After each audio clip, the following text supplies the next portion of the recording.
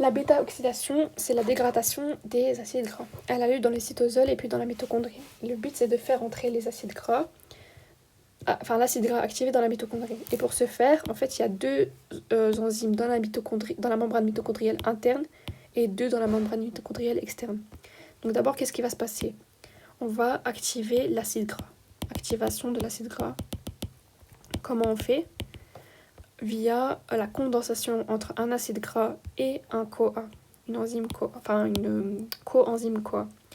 La condensation de ces deux-là, c'est l'acyle CoA. Donc on obtient l'acyle CoA.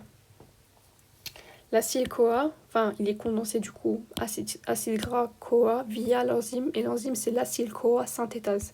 Synthétase, donc on hydrolyse de l'ATP, cette fois-ci en AMP plus pyrophosphate. L'acyle CoA maintenant, l'acyle gras activé, il peut facilement traverser la membrane interne, mais pas la membrane externe. Non, plutôt externe, mais pas interne. Donc en fait, il va rester dans l'espace intermembranaire. Mais ça, c'est pas bien, parce qu'il doit rentrer là pour qu'on puisse commencer la bêta-oxydation, parce que la bêta-oxydation, c'est dans la mitochondrie. Donc qu'est-ce qui va se passer? En fait, il y aura un système de translocation avec la carnitine. Donc, première étape, l'enzyme qui s'occupe de ça, c'est la carnitine palmitoyl transférase. Donc qu'est-ce qui va se passer? C'est qu'en fait, on va transférer le groupement acyle vers la carnitine pour former un acylcarnitine. L'acylcarnitine, il peut facilement rentrer dans la mitochondrie. Comment il rentre dans la mitochondrie? Via la carnitine acylcarnitine translocase. C'est un système de translocase. Translocase, donc quelque chose rentre, quelque chose sort. Ce qui rentre, c'est du coup l'acylcarnitine. Ce qui va sortir, c'est la carnitine seule, après avoir transféré un CoA libre sur l'acyle de la carnitine. Donc en gros, l'acylcarnitine, il est rentré via la carnitine palmitoyl transférase 2.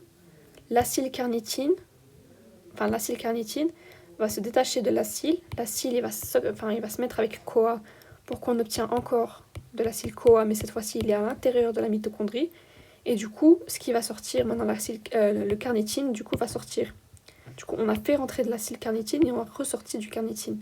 C'est un système de translocase et du coup d'antipore. Là, on voit que la carnitine palmitoyl transférase 2 et la carnitine palmitoyl transférase 1, ils ont les mêmes activités enzymatiques, c'est juste que c'est opposé. Là, on retire l'acyle du CoA pour le mettre sur la carnitine acyle. Là, on retire la carnitine pour acyle CoA. Maintenant qu'on a l'acyle CoA dans la mitochondrie, on peut commencer la bêta-oxydation. Donc là, on a déjà fait la condensation, on va faire l'oxydation. L'oxydation, vous avez vu, c'est opposé du coup, ces étapes-là sont opposées à la lipogénèse. L'hypogénèse, c'était réduction, déshydratation, oxydation, réduction. Là, c'est oxydation, hydratation, oxydation. Donc, qu'est-ce qui va se passer? D'abord, on aura du coup l'oxydation de notre acyle CoA. L'oxydation de l'acyle CoA, c'est par l'acyle CoA déshydrogénase. Qu'est-ce qu'on va avoir ici? On va avoir un trans delta carré sur le deuxième carbone, énoïl parce qu'il y a une double liaison. Donc en gros, on a juste oxydé ça. Donc on a formé une double liaison. Énoïl CoA. Bien sûr, comme on a oxydé, il doit d'office avoir une réduction en parallèle.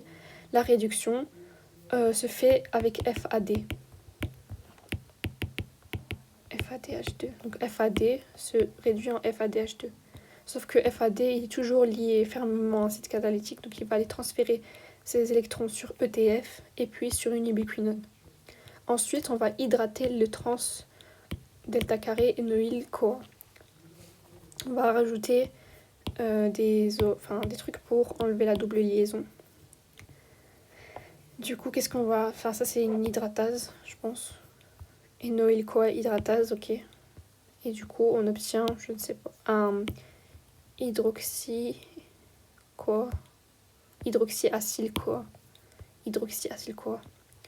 Maintenant, on va réoxyder cette hydroxyacyle CoA hydroxyacél-CoA, donc hydroxyacél-CoA déshydrogénase.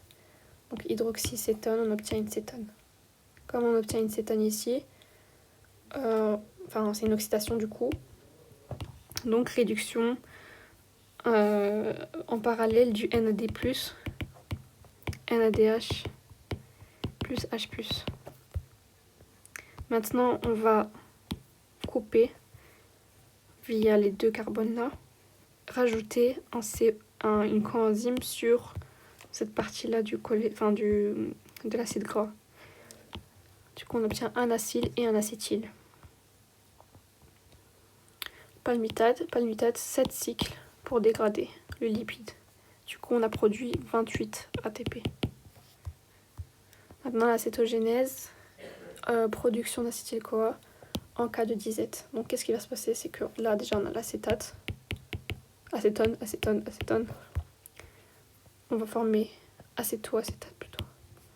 Acétone et hydroxyacétone. Hydroxybutyrate, rien à voir.